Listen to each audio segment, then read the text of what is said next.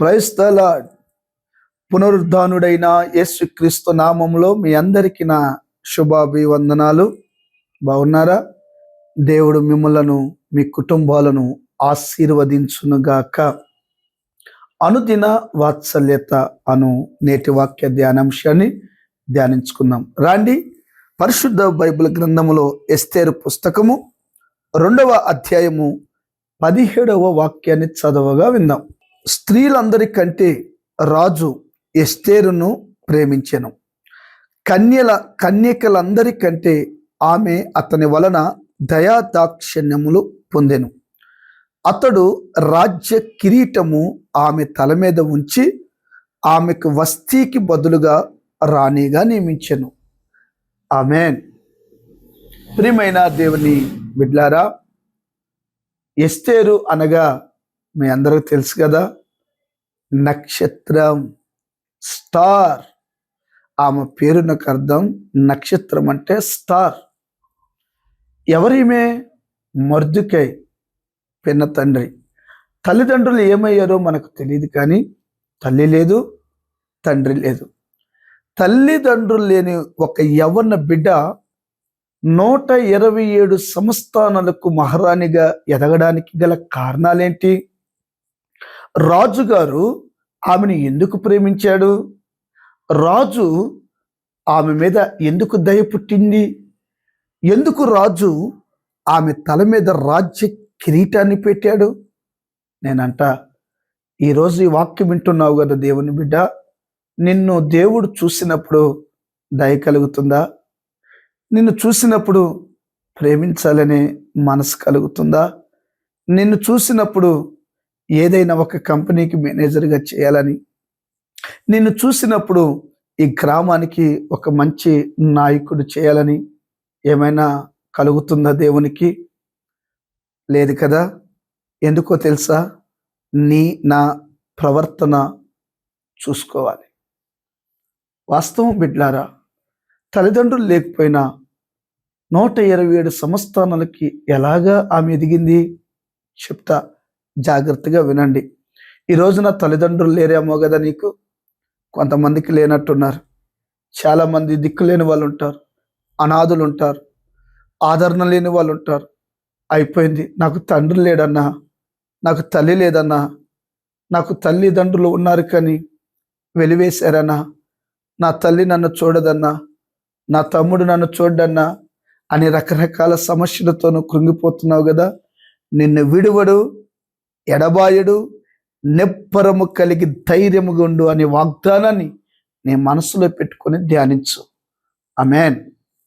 బిడ్లారా, ఎస్తేరును చూసినప్పుడు ఎందుకు దయ కలిగిందో మొదటి మాట నేను చదువుతాను, వినండి. 2వ అధ్యాయం 16వ వాక్యంలో, ఎస్తేరును చూచిన వారందరికీ ఆమె యందు దయ పుట్టెను.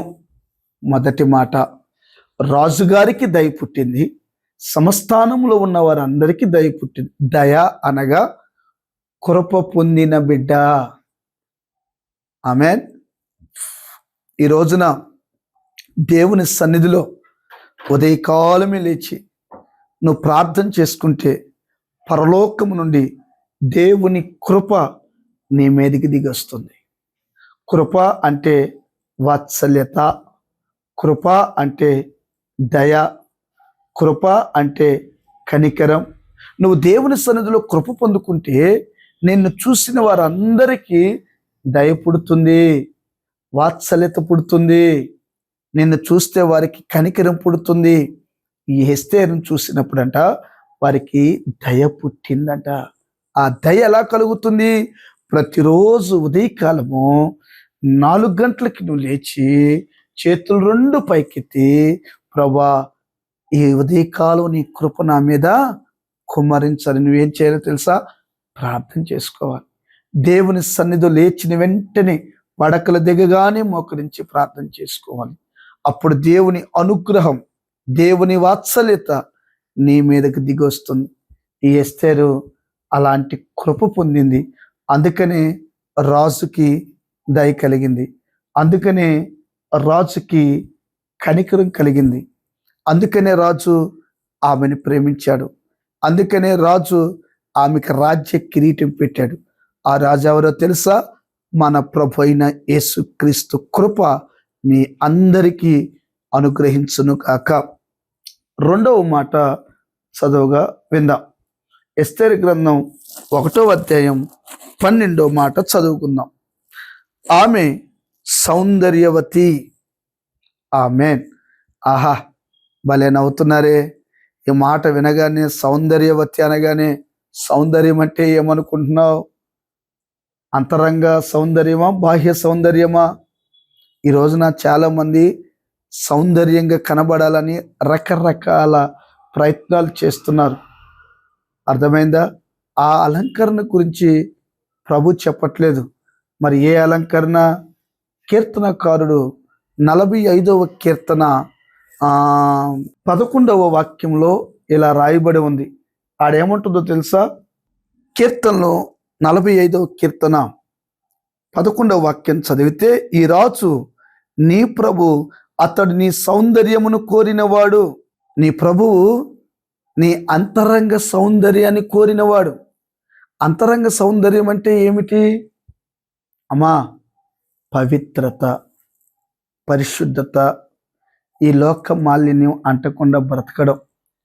ఎస్తేరట ఎంతోమంది హంగులు పొంగులతో తయారవుతుంటే రాజు దగ్గరికి వెళ్ళాలని ఎస్తేర్ ఏం చేసిందో తెలుసా? హేగే అలంకరించిన అలంకరణ తప్ప ఆమె దేనిని కోరుకోలేదు. Praise Lord. చూసారా? పరిశుద్ధ అలంకరణ ఎలాగుండాలి తెలుసా? అనేకులకు పరిమళ వాసనగా మనం ఉండాలి. ఎస్తేరు కృప పొందిన బిడ్డ అంతరంగ సౌందర్యము కోరింది. ఆ సౌందర్యాన్ని చూచిన దేవుడు ఆమెను కోరుకున్నాడు. ఈ రోజున పవిత్రంగా బ్రతుకు తమ్ముడా, పవిత్రంగా బ్రతుకు చెల్లి. ఎంతోమంది మా దగ్గరికి వస్తూ వారు చెప్తున్న విషయాలు వింటుంటే మా గుండెలు బద్దలవుతున్నాయి. వివాహం కాకమునిపే ప్రెగ్నెంట్లై మరి అతడు చేసుకోలేదని ఉరిపెట్టుకొని చనిపోతున్నారు.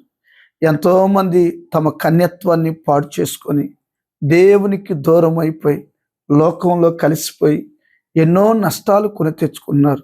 నేను అంటాను, ఓ యవనుడా, ఓ యవన బిడ్డ, కుటుంబ సభ్యులారా, ఎన్నటెన్నటికి పరిశుద్ధతయే దేవునికి అనుకూలం. ఈ వాక్యం నువ్వు ఎప్పుడు చదవలేదా? మన దేవుడు పరిశుద్ధుడు. పేతురయ్య అదే చెప్పాడు కదా, పరిశుద్ధత లేకుండా ఎవ్వరు ప్రభును చూడడు. ఈ రోజున నా దేవుడు నిన్ను హెచ్చించాలంటే, గణపరచాలంటే, నీ తల మీద రాజ్య కిరీటం పెట్టి నిన్ను నీ పనిలో ఊరేగించాలంటే కృప పొందిన వాడిగా ఉండు. ప్రతి ఉదయకాలం దేవుని సన్నిధిలో కృప పొందిన వాడిగా బ్రతుకు. ఆత్మీయ సౌందర్యం అనగా పరిశుద్ధత కలిగి బ్రతుకు. నా దేవుడు నిశ్చయముగా తల్లిదండ్రులు లేని, దిక్కు మొక్కు లేని ఎస్తేరును 127 సంస్థానాలకు మహారాణిగా చేయగా నిన్ను చేయడా? చేస్తాడురా. భయపడొద్దు, ధైర్యం వహించు. ఇప్పటి వరకు నువ్వు ఎలా బ్రతికావో నాకు తెలియదు. ఈ వాక్యం విన్న తరువాత అయినా ఎస్తేరు వలె నీవు బ్రతకగలిగితే నిశ్చయముగా ఘనతకు పాత్రుడుగా నా ప్రభు నిన్ను చేయునుగాక. ఆమేన్. ఇంకొక మాట చెప్పనా? ఎస్తేరంట ఒకరోజు జరిగిన సందర్భం మీకు జ్ఞాపకం చేస్తాను. ఒకరోజు ఎస్తేరు ఈ మొర్దెకై చెప్పాడు, అమ్మా, యూదులకు, దేవుని ప్రజలకు శ్రమ వచ్చింది. హామాను విర్రవీగుతున్నాడు, ఒక శాసనాన్ని పుట్టించాడు. ఈ తెగలో ఈ దేవుని ప్రజలు లేకుండా చేయాలని కంకణం కట్టాడని చెప్పినప్పుడు ఎస్తేరు చెప్పింది, మొర్దెకై ఉపవాసం ఉండు, నేను కూడా నా పనికత్తులతో ఉపవాసం ఉంటానని ప్రార్థన చేసి రాజు సన్నిధికి ఆ రోజుల్లో మహారాణులు వెళ్ళడానికి రూల్ లేదు. తెగించి ఉపవాసం ముగించుకొని రాజు దగ్గరికి వెళ్ళగానే రాజు ఏమనాలి? కోప్పడాలి. కానీ వెంటనే ఆమెను చూడగానే మరలా దయ కలిగింది. నేను అంటాను, ఎస్తేరులాగా నీవు కూడా తెగించు, దేవుని కొరకు తెగించు, దేవుని కొరకు బ్రతుకు. యవనుడా, నా 18వ ఏట నేను ప్రభు కావాలని యవ్వన కాలంలో కన్నీరు కార్చి ఏడ్చి బాప్టిసం తీసుకున్నాను. అందుకనే దేవుడు నన్ను ఒక సేవకుడుగా నిలబెట్టాడు. యవనుడా, ఓ యవనస్తురాలా, నీవు కూడా నా దేవుని కొరకు తెగించు, సువార్తలో తెగించి పరిచర్య చేయి. దేవుడు నీకు ఇచ్చిన తలాంతును వాడుకో, పరిచర్యను చేయి, మందిరంలో పరిచర్య చేయి, దేవుని మందిరాన్ని ప్రేమించు, దేవుని కొరకు ఏదో ఒకటి తెగించి ఒక కార్యం చేయి. నా దేవుడు నిన్ను కూడా ఎస్తేరు వలె హెచ్చించి ఘనపరిచి ఆశీర్వదించినట్లుగా మీ అందరినీ నా దేవుడు ఆశీర్వదించునుగాక. ఆమేన్. ప్రార్థన. ప్రేమ స్వరూపి మహాపరిశుద్ధుడు అయిన దేవ, దిక్కులేని తల్లిదండ్రులు లేని ఎస్తేరుని మీరు ఎంతగా హెచ్చించారు ప్రభువా. ఈ వాక్యం విన్న ప్రతి బిడ్డను కూడా ఈ గుణాలు దయచేసి వారిని హెచ్చించి ఘనపరిచి సిద్ధపరచమని యేసు నామాన్ని అడిగి పొందినాము తండ్రి. Amen. Amen. Thank you. God bless you. దేవుడు మీ అందరిని ఆశీర్వదించును గాక. ఆమేన్.